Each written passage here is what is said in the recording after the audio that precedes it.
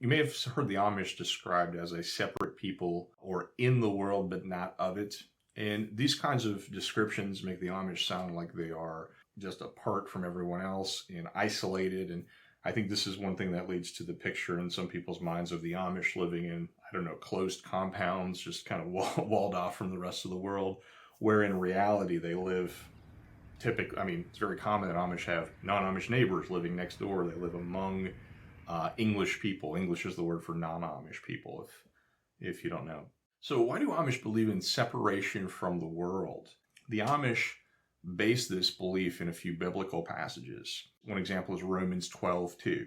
That reads, "Be not conformed to this world, but be transformed by the renewing of your mind, that ye may prove what is that good and acceptable and perfect will of God." So that's an example of one piece of scripture that the Amish base this sort of belief or approach on. Another one would be Corinthians 6:14, "Be ye not unequally yoked together with unbelievers."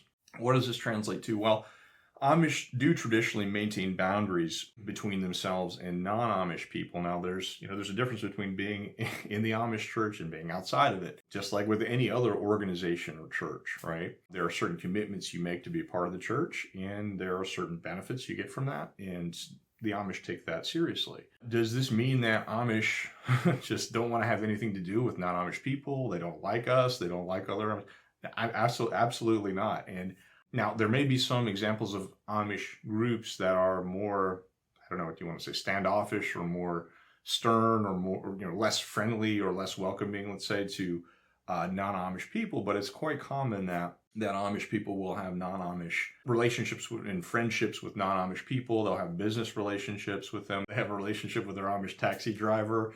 Sometimes they become, good friends with that person. As Amish have gotten more and more active in the business world, they've become even more, I would say, connected to non-Amish people. They sell a lot of their products to non-Amish people, so they have non-Amish customers.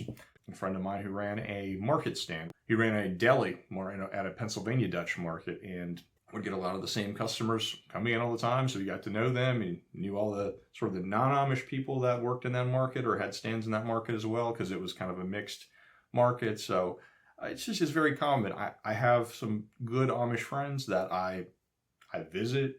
I go to stay with them. I stay with them for a week, couple weeks, stayed for even a couple months at one time. They've even come to visit my family from Pennsylvania to North Carolina.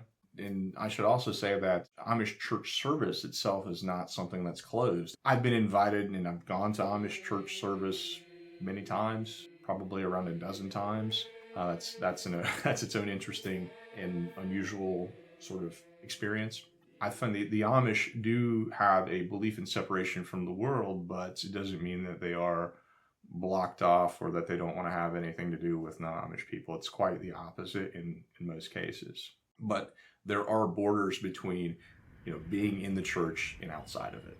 And that's in religious practice and just in how you live.